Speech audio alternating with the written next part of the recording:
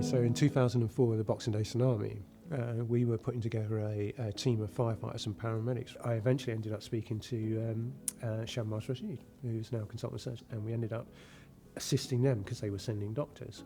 And then the Pakistan Kashmir earthquake happened, and he said, "Look, we're sending a team out, and I'd like you to go in the team."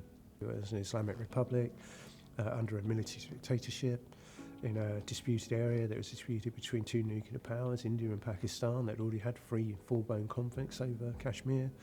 But it was an horrendous situation. There was predicted 80,000 people were killed and 150,000 injured and 3 million people homeless. So I agreed. In Islamabad, there was one residential block which had collapsed, involving 2 blocks, and that was the only real damage. But as we drove out of Islamabad, after 12 hours of driving, we were just looking for buildings that were still standing. When people asked me what it was like, I ended up describing it as one word, which was biblical. We were only there initially for that 2-week period, and believe me, that was enough.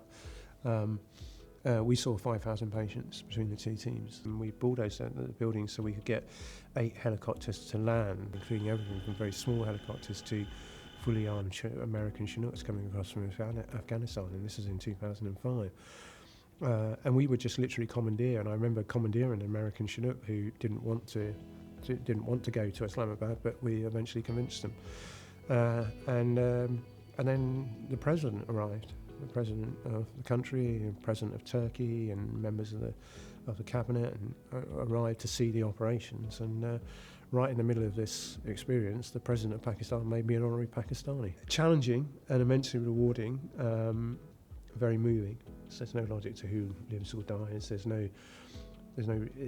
so much chance involved, and whether you're born into a high-income country or you're born on the plains of India, it's pure luck, really.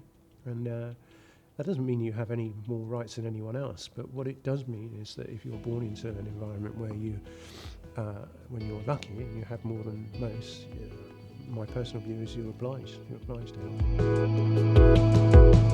help.